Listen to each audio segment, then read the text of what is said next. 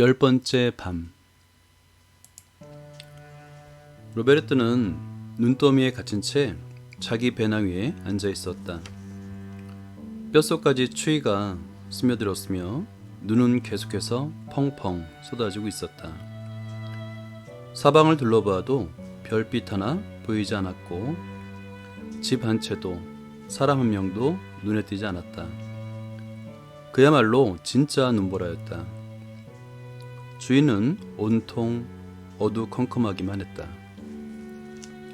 그런 식으로 가다간 정말 모든 게 끝장날 판이었다. 그의 손가락은 마비되어 감각을 잃은 지 오래였다. 로베르트는 자기가 지금 도대체 어디에 있는지를 몰랐다. 북극에 있나? 몸이 꽁꽁한 로베르트는 몸을 따뜻하게 하려고 필사적으로 온몸을 주물렀다. 얼어 죽을 수는 없는 노릇이었다. 그런데 제2의 로베르트가 나타나 아주 편안하게 등나무 소파에 기대어 앉아 다른 로베르트가 얼마나 덜덜 떨고 있는지를 지켜보고 있었다. 사람은 자기 자신에 대해서도 꿈을 꿀 수가 있구나 하고 그는 생각했다. 눈은 점점 커져서 밖에서 추위에 떨고 있는 다른 로베르트의 얼굴로 부르닥쳤다. 따뜻한 소파에 앉아있는 진짜 로베르트 눈에는 그 눈들 가운데 어떤 눈도 다른 눈과 같지 않았다. 커다랗고 부드러운 그 모든 눈들은 갖가지 모양이었다. 그것들은 대부분 육각형이나 방사형 모양을 하고 있었다. 그런데 좀 더 정확하게 관찰해보니 무늬들은 반복되고 있었다. 육각형의 별 안에 또 다른 작은 육각형의 별이 들어있었으며 방사형 안에는 작은 방사형이 또다시 가지를 치고 있었다. 뾰족한 모서리들 안쪽에는 다시 또 뾰족한 모서리들이 있었다. 로베르트가 눈들을 하염없이 바라보고 있는데 갑자기 누군가 로베르트의 어깨를 툭 쳤다. 그러더니 낯익은 목소리가 들려왔다. 저 눈들 정말 아름답지 않니? 수학 귀신이었다. 그는 로베르트 바로 뒤에 앉아 있었다. 내가 지금 어디에 있는 거니? 로베르트가 물었다. 잠깐만 기다려. 내가 불을 켤게. 수학 귀신이 대답했다. 갑자기 주위가 환하게 밝아졌다. 로베르트는 자기가 극장에 앉아있다는 걸 알았다. 조그맣고 우아한 홀이었는데 거기에는 빨간 쿠션 의자가 앞뒤로 2개 놓여 있었다. 우리끼리만 영화를 보는 거야? 수학 귀신이 말했다. 너 한 사람만을 위한 특별 프로지. 나는 얼어 죽는 줄 알았단 말이야. 로베르트가 큰 소리로 불평했다. 그건 단지 영화일 뿐이었어. 여기 봐. 이거 너한테 주려고 가져왔어. 수학 귀신이 이번에 로베르트한테 갖다 준 것은 그냥 단순한 계산기가 아니었다. 그것은 예전 것과는 달리 초록색도 아니었고 흐물흐물하지도 않았으며 소파만큼 그렇게 크지도 않았다. 은빛 회색을 띤 물건이었는데 그 뚜껑을 여니까 조그만 화면이 나타났다. 컴퓨터잖아. 로베르트가 후려쳤다. 맞아. 수학 귀신이 말했다. 일종의 노트북이지. 내가 치는 모든 게 즉시 저 앞에 있는 화면에 나오지. 그뿐만이 아니야. 네가 마우스로 여기서 직접 화면에 그림을 그릴 수도 있어. 네가 원한다면 지금 바로 시작해볼까? 그렇지만 눈보라는 이제 싫어. 북극에서 얼어 죽느니 차라리 계산 연습을 좀 더 하는 편이 낫겠어. 피보나치 숫자 몇 개를 여기에 쳐볼래? 너는 허구한 날 피보나치 타령이구나. 로베르트가 말했다. 피보나치를 특별히 좋아하기라도 하는 모양이지? 그는 자판을 치자 화면에 피보나치 수열이 나타났다. 그럼 이제 그 숫자들을 한번 나누어 봐. 수학 귀신이 말했다. 나란히 있는 두 숫자 가운데 큰 것을 작은 것으로 나누는 거야. 알았어. 로베르트가 대답했다. 그는 수학 귀신이 말한 대로 자판을 두드리기 시작했다. 극장 안의 커다란 화면에 무엇이 나올지 궁금했기 때문이다. 미쳤군. 로베르트가 말했다. 또 저런 끝이 없는 숫자들이 나오는군. 18이 꼬리에 꼬리를 물고 나타나는 것도 있고 다른 몇 가지는 아주 말도 안 되는 것처럼 제멋대로 나타나네. 그래, 맞아. 하지만 뭔가 눈에 띄는 게 없니? 수학 귀신은 로베르트에게 잘 생각해 보라는 듯 표정을 지었다. 로베르트는 곰곰이 생각하고는 이렇게 말했다. 숫자들이 마치 물결처럼 계속 오르락내리락 하고 있어.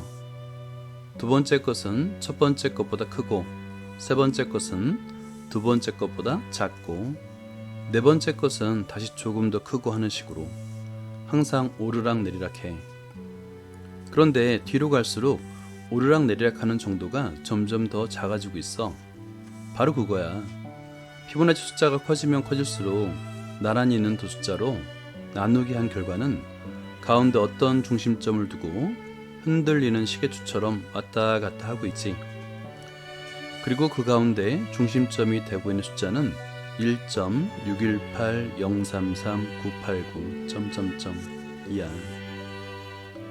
그렇다고 해서 그걸로 끝이라고 생각해서는 안 돼. 중심점이 되고 있는 숫자는 무한히 계속되는 무리수거든. 피보나치 숫자가 커질수록 그 중심점에 접근하긴 하지만 아무리 큰 피보나치 숫자로 계산해도 절대로 그 중심점에 완전히 도달하지 못해. 알았어. 로베르트가 말했다. 피보나치 숫자가 원래 좀 별나니까. 그런데 그 숫자들은 하필이면 왜 그 이상한 숫자를 중심으로 오르락내리락 하는 거니? 그건 별거 아니야. 수학 귀신이 힘주어 말했다. 모두가 그렇게 하는 걸? 모두라니? 그러니까 피보나치 숫자만 그런 건 아니라는 말이야. 아주 평범한 숫자들을 한번 예로 들어보자. 떠오르는 숫자 두 개를 말해봐. 17 그리고 11. 로베르트가 큰 소리로 말했다. 좋아. 그러면 그 두 숫자를 한 번 더 해봐. 그건 암산으로도 할 수 있지. 28. 좋았어. 그것이 어떻게 계속되는지 한번 화면에 보여주지. 알았어. 그래서 우리가 앞에서 피보나치 숫자들을 가지고 했던 것과 똑같이 하는 거야. 나누기. 한번 해봐. 화면에는 로베르트가 치는 숫자들이 나타났다. 앞의 것과 똑같이 이상한 숫자들이 나오는군. 로베르트가 소리쳤다. 도대체 이해가 안 돼. 모든 숫자들이 그런 성질을 갖고 있니? 그건 항상 그렇게 되는 거냐고. 처음에 어떤 숫자 두 개를 고르든지 항상 저런 결과가 나오니? 그래. 수학 귀신이 말했다.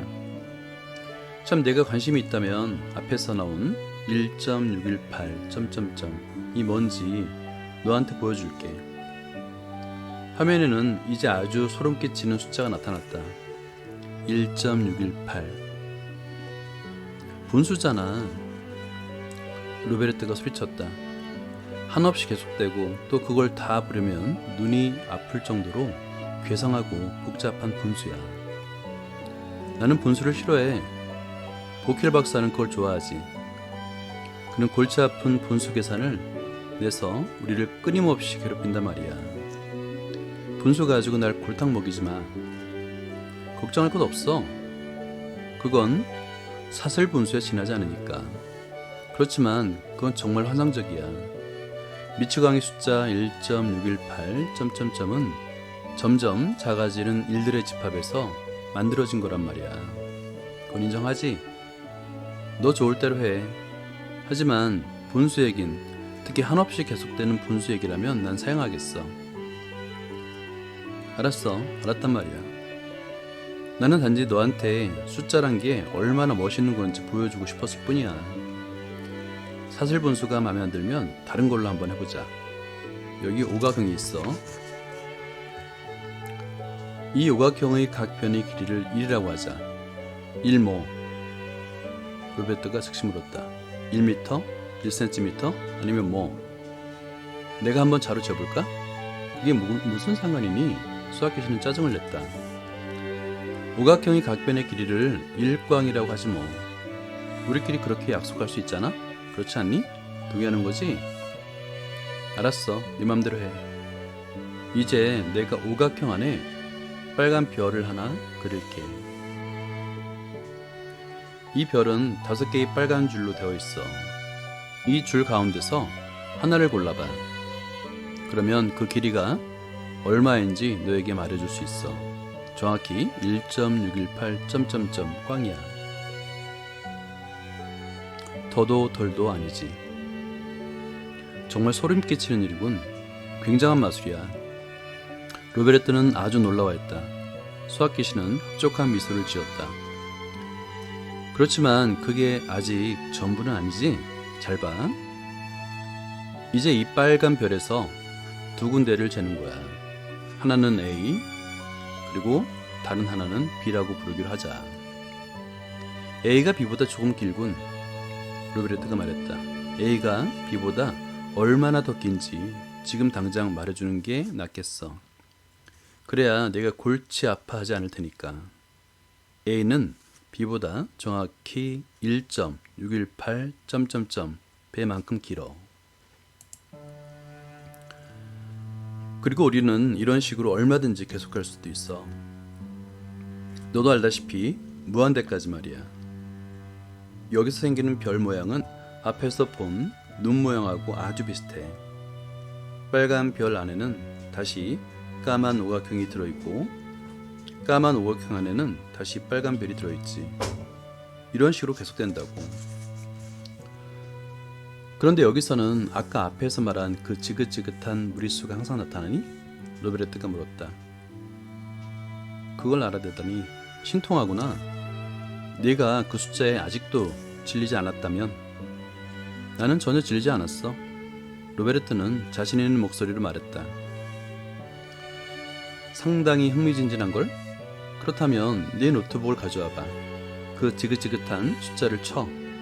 내가 불러줄게. 1.618 033 988 자, 그러면 이제 여기서 0.5를 빼봐. 그걸 이제 2배 해봐. 그러니까 2를 곱하란 말이야. 자, 그러면 다음으로 그 답을 깡충뛰기에 그 숫자 곱하기 그 숫자를 하란 말이야. x의 제곱이라고 쓰여진 자판이 거기 있잖아. 5잖아. 로베르토가 소리 질렀다. 도대체 믿을 수가 없군. 어떻게 거기서 5가 생긴단 말이야? 정확히 5가? 그게 말이야. 수학 교수는 여유를 부리며 말했다. 이제 다시 오각형으로 돌아와서 그 안에는 다시 별이 들어있지. 이건 정말 귀신이 곡할 노릇이군. 로베르토가 말했다. 그러면 이제 이 별에서 매듭을 몇 개 만들어보자. 선이 갈라지거나 서로 만나는 곳에서는 모두 매듭을 짓는 거야. 꼭지점이 몇 개인지 한번 세어봐. 10개. 로베르토가 말했다. 그 다음에는 하얀 면이 몇 개인지 세어봐. 11개. 그러면 이제 두 꼭지점을 서로 있는 선의 숫자를 셀 차례야. 그건 조금 시간이 걸렸다. 로베르토가 숫자를 세는데 혼동을 했기 때문이다. 그래도 결국은 그 숫자가 20이라는 걸 알아냈다. 정확해. 그럼 이제 재밌는 걸 하나 보여줄게. 10 더하기 11 빼기 20 이퀄 1. 꼭지점의 개수 더하기 면의 개수 빼기 선의 개수는 1. 꼭지점의 수와 면의 수를 더한 뒤 선의 수를 빼면 1이 나오지. 그게 어떻다는 거야, 거니? 너는 그게 오각형의 경우에만 그렇게 된다고 생각할지 모르겠어. 그렇지만 그게 아니야. 재미있는 사실은 네가 어떤 모양을 가져가든지 선과 면 그리고 점으로 이루어진 것이라면 무엇이나 꼭지점의 수 더하기 면의 수 빼기 선의 수는 항상 1이 나온다는 거야. 그것이 아무리 복잡하고 불규칙적인 것이라도 상관없어. 한번 해볼래? 아무렇게나 한번 그려봐. 내 말이 맞다는 걸 곧 알게 될 거야. 그는 로베르토에게 컴퓨터를 넘겨주었다. 로베르토는 마우스를 가지고 화면에 이렇게 그렸다. 세로가 있을 필요 없어. 수학귀신이 말했다. 내가 다 셌어. 첫 번째 도형은 꼭지점 7개, 면이 2개, 선이 8개. 그래서 7 더하기 2 마이너스 8은 1이야. 두 번째 도형은 8 더하기 3 마이너스 10 이퀄 1이고, 세 번째 것은 8 더하기 1 마이너스 8이 이퀄 1이 된다. 어떤 경우든 항상 1이 되지. 또 한 가지 알아야 할 것은 그것이 평면에 그려진 모양에만 해당되는 것이 아니라는 점이야. 그건 주사위나 피라미드 또는 세공한 다이아몬드의 경우에도 해당된다고. 다만 그 경우에는 1이 아니라 2가 나온다는 점이 다르지. 그게 어떻게 되는지 보고 싶은데? 내가 지금 화면에 보듯이 여기 피라미드가 하나 있어. 저게 어째서 피라미드니? 로베르토가 말했다. 저건 삼각형 몇 개가 모인 모양이잖아. 맞아. 그렇지만 내가 그걸 오려서 접으면 어떻게 되지? 그 말이 떨어지게 무섭게 화면에는 풀과 가위 없이도 피라미드 모양이 나타났다. 그리고 다음에 전개도들을 가지고 여러 가지 입체 도형을 만들 수 있어. 수학귀신은 이렇게 말하고는 화면에 다양한 전개도를 그렸다. 저런 것들쯤이야 아무 문제 없지, 로베르토는 생각했다. 전에 얼마나 많은 도형들을 만들어 봤는데. 첫 번째 전개도로는 주사위 모양을 만들 수 있어. 그런데 다른 두 가지는 어떤 모양이 되는 거지? 그 전개도대로 적으면 뭐가 될지는 다음 그림을 보면 알 수 있어. 두 번째 것은 겹 피라미드 모양 형태인데 사각뿔의 꼭지점이 하나는 위로 하나는 아래로 향해 있지. 그리고 세 번째 것은 똑같은 크기의 삼각형들이 20개 모여서 거의 공 모양을 이루고 있단 말이야.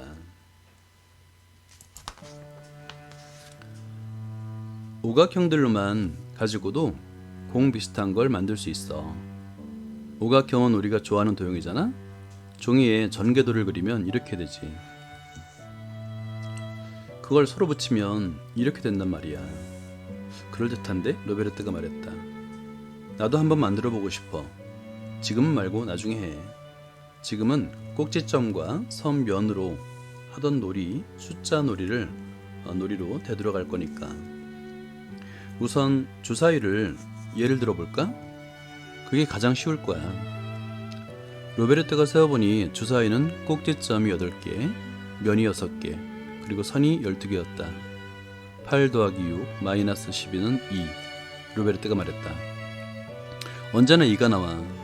아무리 찌그러진 도형이라도 혹은 아무리 복잡한 도형이라도 그 도형의 꼭지점의 수 더하기 면의 수 빼기 선의 수는 항상 2가 나오지.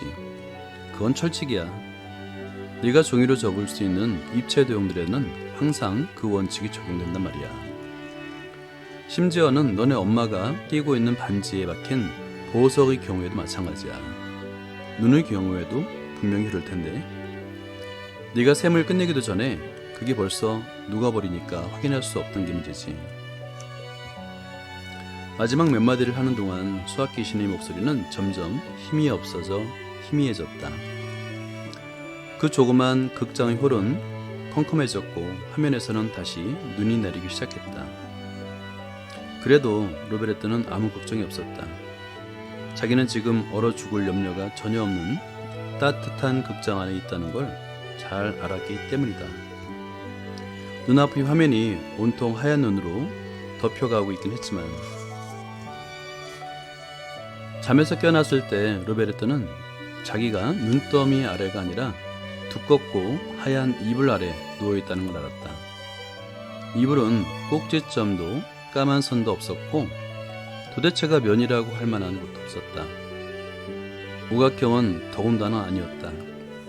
물론 은빛 회색의 멋진 컴퓨터도 온데간데 없었다. 그런데 이 지긋지긋한 숫자는 무엇이었더라? 1.6까지는 기억이 나는데 그 뒤가 어떻게 되는지는 전혀 생각이 나지 않았다.